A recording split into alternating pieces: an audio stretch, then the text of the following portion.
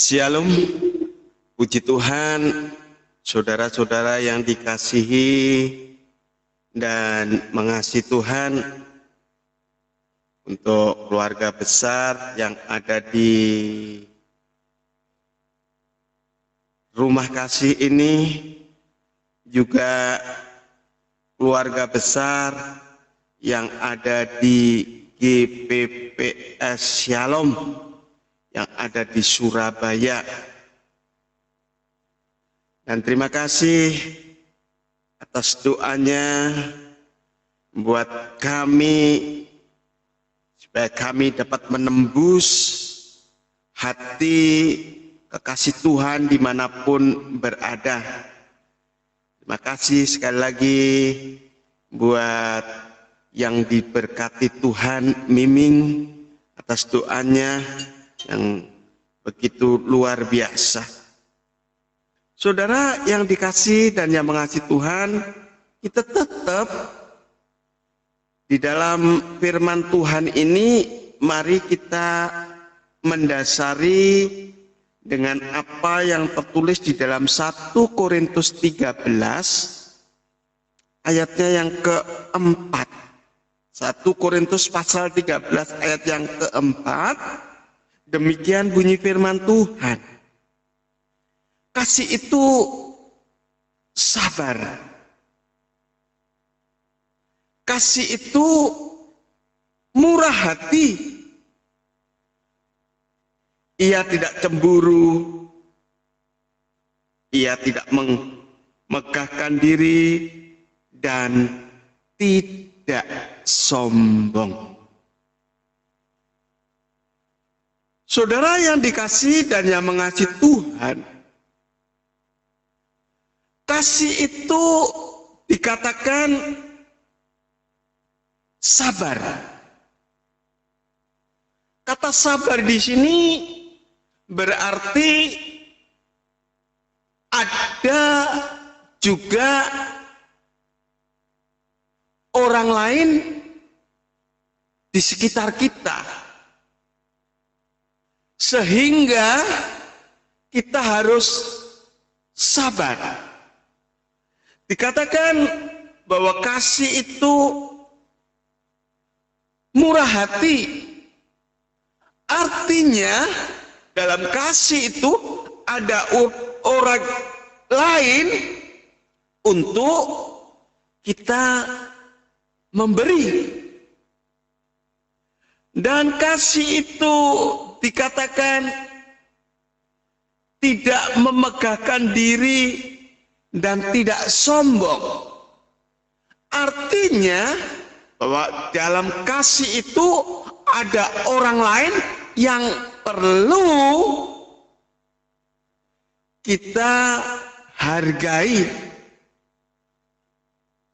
Dan kasih itu ada orang lain yang perlu kita hormati. Saudara yang dikasihi dan yang mengasihi Tuhan, prinsip dari kasih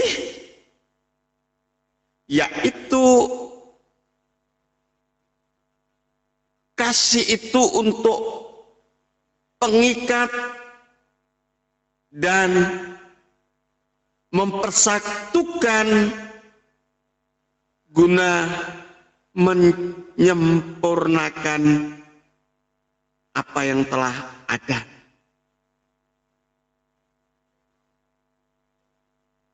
Kasih itu suatu pengikat. Ketika kasih itu diperhadapkan dengan sekeliling yang ada. Karena apa? Karena di dalam sekeliling kita ada sesuatu perbedaan. Di dalam sekeliling kita ada bermacam-macam suatu kehendak dan pikiran. Tetapi kekasih Tuhan, bahwa kasih itu mampu mengikat perbedaan yang ada guna untuk suatu keindahan di dalam aneka warna perbedaan yang ada. Saudara-saudara yang dikasihi dan mengasihi Tuhan, sering kita melihat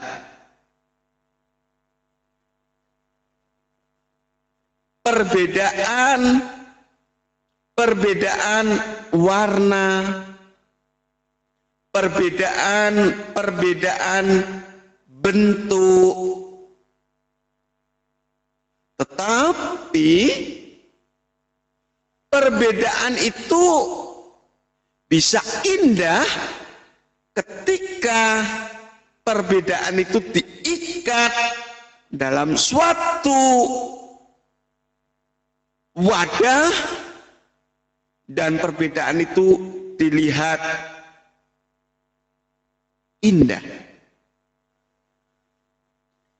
Bila jenengan menghadiri suatu acara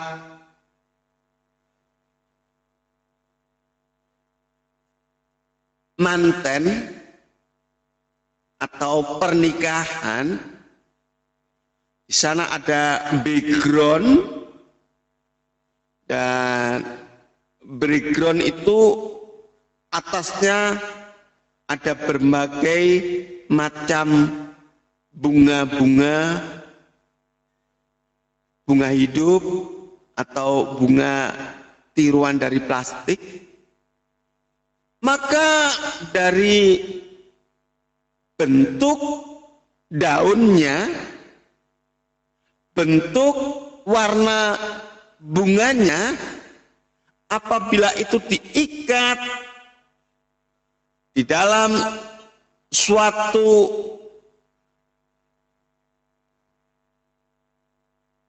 wadah atau diikat dalam rangkaian, itu akan menjadi suatu indah. Orang yang melihat nggak akan bilang, oh bunga mawarnya indah ya, oh bunga tulipnya indah ya, ih itu loh daunnya itu loh, kok indah ya? Enggak. Tetapi semuanya itu dilihat dalam satu ikatan, satu rangkaian yang indah. Begitu juga ketika di dalam suatu rapat untuk membuat yang namanya undang-undang atau peraturan. Saudara yang dikasihi dan yang mengasihi Tuhan, ketika peraturan itu keluar, tidak kelihatan.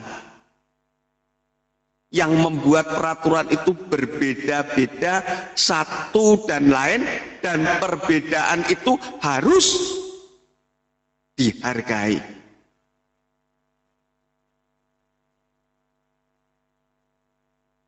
Ternyata suatu perbedaan itu kalau diikat dengan yang namanya kasih, maka muncullah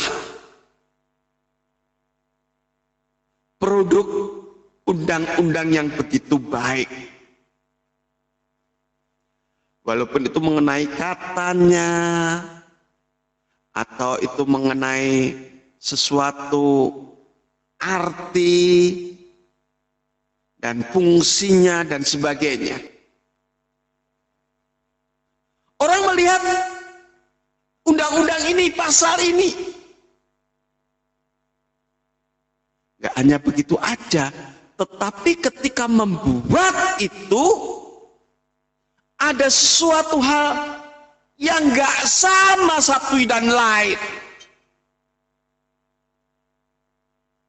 Tetapi ketidaksamaan itu dibungkuslah dengan suatu hal menghargai pendapat orang lain. Saudara yang dikasihi dan yang mengasihi Tuhan, di dalam bergereja pun kita seringkali diperhadapkan dengan perbedaan-perbedaan yang ada. Dan perbedaan-perbedaan itu akan membuat suatu perpecahan jika di dalam perbedaan itu tak ada kasih yang mengikat perbedaan itu.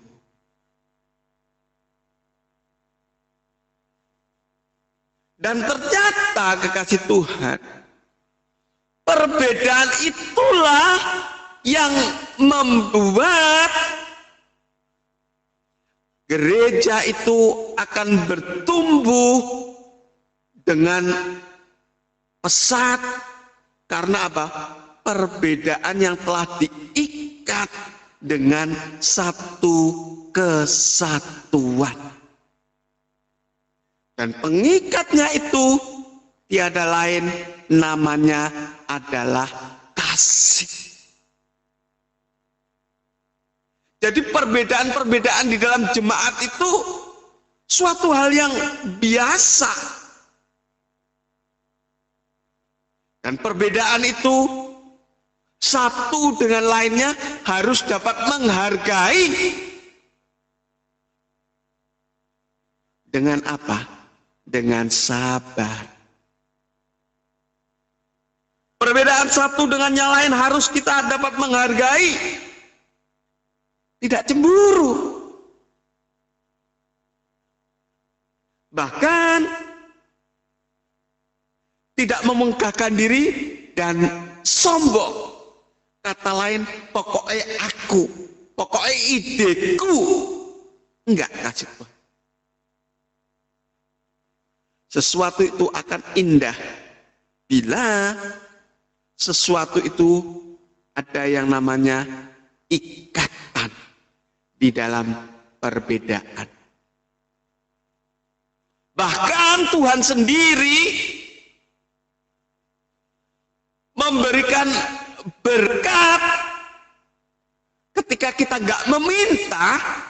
Berkat itu disuruh oleh Tuhan. Karena apa? Karena kita orang-orang yang berbeda itu bisa bersatu di dalam ikatan kasih. Suatu pujian mengatakan, kesanalah Tuhan memerintahkan agar berkat-berkat dicurahkan, kehidupan untuk selamanya.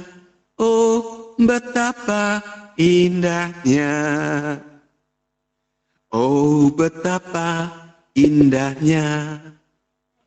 Dan betapa eloknya bila saudara seiman, bila saudara seiman, bila saudara seiman, hidup dalam kesatuan. Mengapa di dalam gereja nggak ada berkat? Mengapa di dalam gereja penuh dengan kebencian, penuh dengan pertengkaran, dan bahkan penuh dengan kesusahan? Salah satunya di dalam gereja itu nggak ada kasih yang mengikat perbedaan-perbedaan yang ada. Jika perbedaan-perbedaan itu dapat disatukan, dapat berjalan bersama-sama, maka berkat-berkat Tuhan itu diperintahkan untuk dicurahkan. Kasih sebagai pengikat adalah kunci daripada berkat untuk kita terima berlimpah-limpah. Ada suatu keluarga yang setiap hari, nggak ada hari Selasa, Rabu, Kamis, Jumat, Sabtu, dan Minggu, nggak ada. Keluarga itu senangnya dengan satu hari yang namanya hari Senin. Si suami suka nyeneni atau marahi istrinya. Pokoknya nggak bener lah. Si istri juga begitu. Sering nyeneni atau marahi suaminya. Bahkan suami istri itu sering nyeneni atau memarahi anak-anaknya. Atau mungkin saudara yang ada dalam satu keluarga itu bahkan mertuanya. Hati-hati kasih Tuhan. Kalau keluarga itu sudah demikian, mari kita sadari bahwa kita adalah orang yang berbeda satu dengan lain. Suami dan istri berbeda, dan perbedaan itu telah diikat dalam ikatan satu pernikahan, sehingga suami dan istri itu bukannya dua, kata firman Tuhan, ia sudah menjadi satu. Artinya segala perbedaan itu tidak membuat kita saling menyombongkan diri. Tidak membuat saling kita memegahkan diri. Perbedaan itu seharusnya indah ketika perbedaan itu dapat disatukan.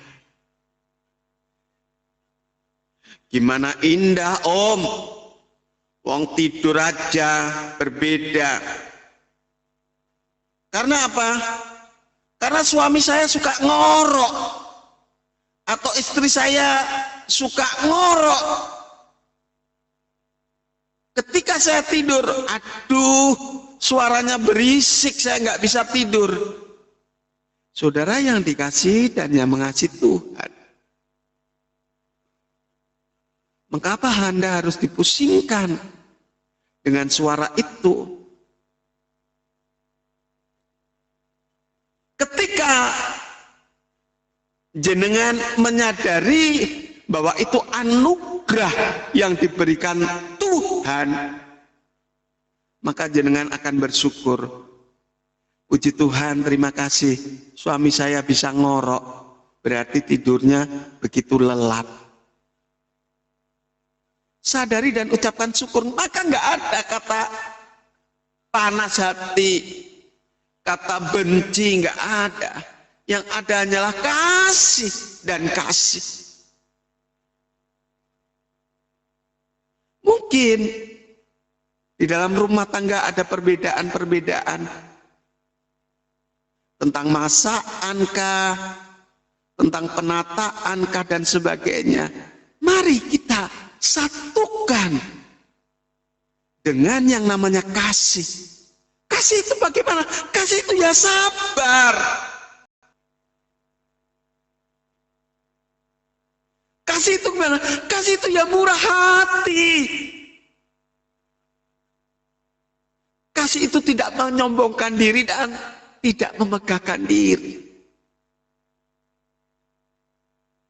Jika itu ada di keluarga Anda, maka saya yakin dan percaya bahwa keluarga Anda adalah keluarga yang diberkati oleh Tuhan.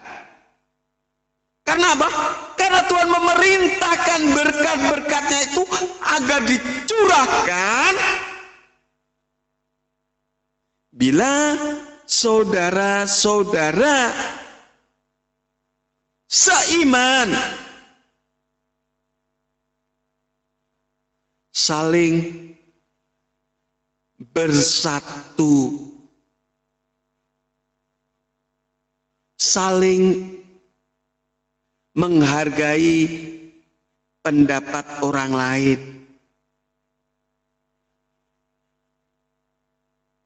Saudara yang dikasih dan yang mengasihi Tuhan, pengikat ini penting karena pengikat ini adalah kunci daripada berkat.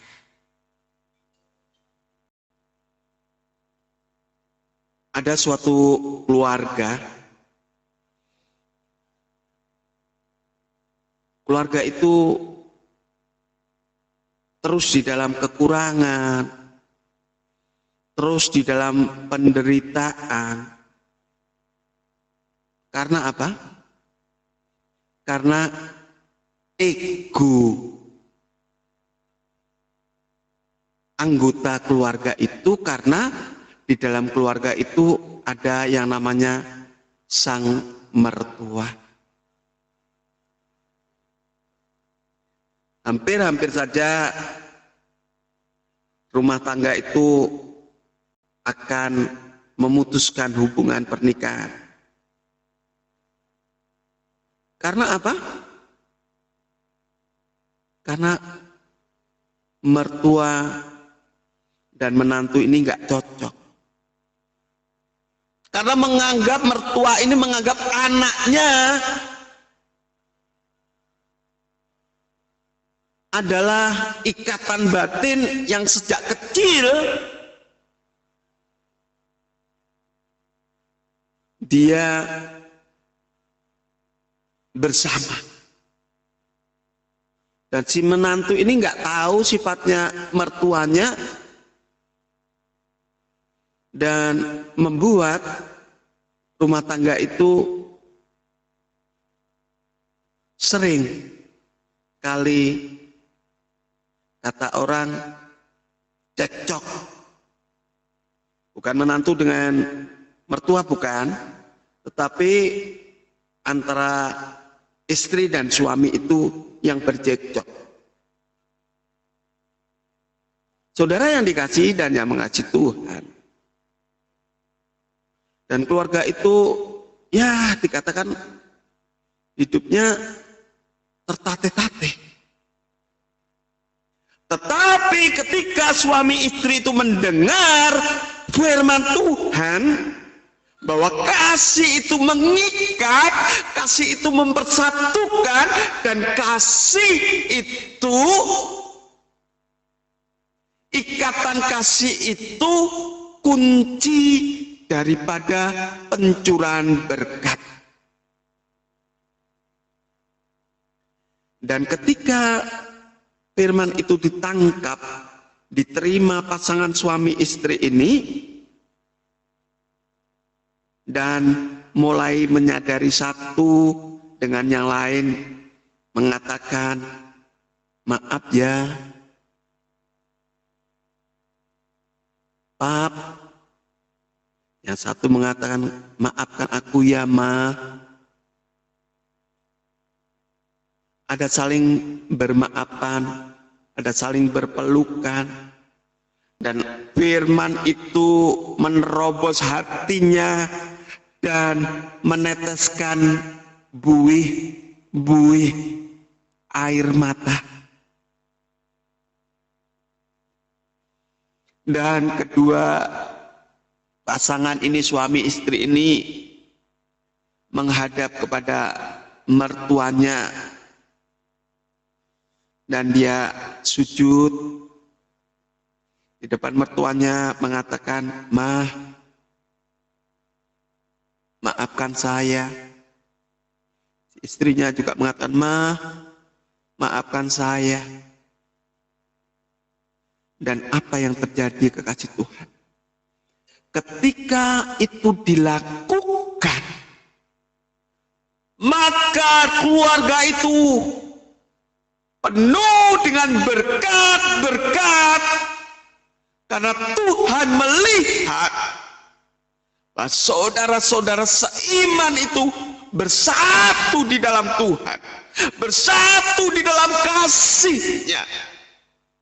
Maka keluarga itu menjadi keluarga bahagia. Keluarga itu bisa menjadi keluarga yang bersama-sama menikmati berkat-berkat yang dicurahkan Tuhan. Sungguh luar biasa kasih Tuhan. Kunci berkat terletak kepada diri Anda. Sudahkah ada ikatan kasih di dalam diri Anda? Di dalam pekerjaan, dengan teman Anda? Di dalam pekerjaan, dengan atasan dan bawahan Anda?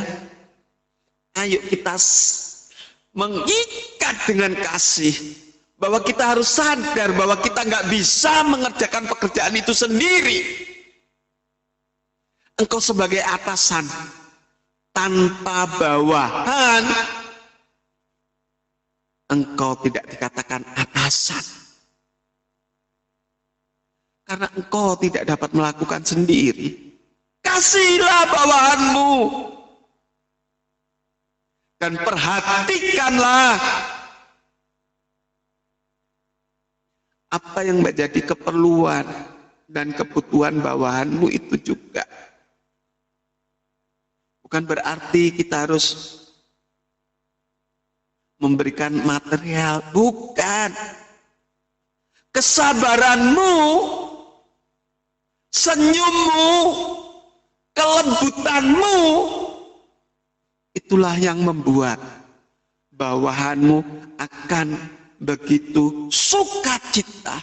Dan ketika bawahanmu itu sukacita, maka hasil pekerjaan yang dilakukan itu baik. Begitu juga ketika engkau menjadi bawahan. Ingat kekasih Tuhan, bahwa atasan itu penting. Karena apa? Atasan itu yang mengatur dan merancang.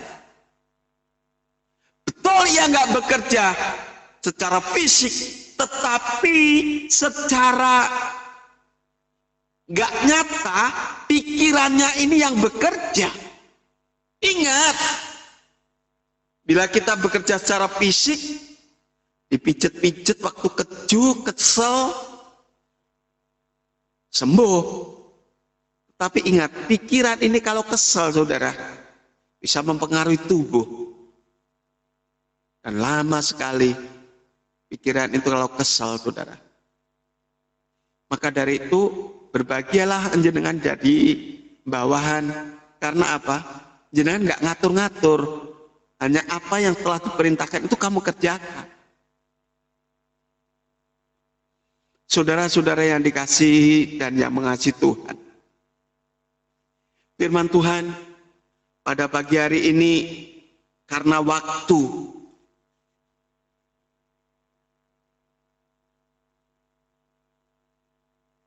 saya akhiri di sini dan kita akan berlanjut nanti di suatu saat, bahwa kasih itu amat sangat diperlukan dan kasih itu sebagai pengikat dan kunci berkat buat kita mendapatkan sesuatu berkat. Gak minta pun berkat itu akan dicurahkan. Bersabar, gak sombong, gak memegahkan diri. Itulah prinsip daripada kasih. Untuk itu kasih bukan hanya diomongkan. Mari kasih itu kita praktekkan di dalam kehidupan kita. Dan kasih itu membuat kita menjadi sehat. Karena apa? Gak ada cemburu, gak ada iri hati, gak ada dendam. Karena kasih itu memaafkan. Ayo, yang mungkin ada suatu beban di dalam hatinya, akar-akar pahit yang ada dalam hatinya, engkau cabut dengan suatu kata, mohon maaf. Engkau cabut dengan kata, aku memaafkanmu. Maka engkau akan menjadi orang-orang yang berbahagia dan penuh dengan berkat.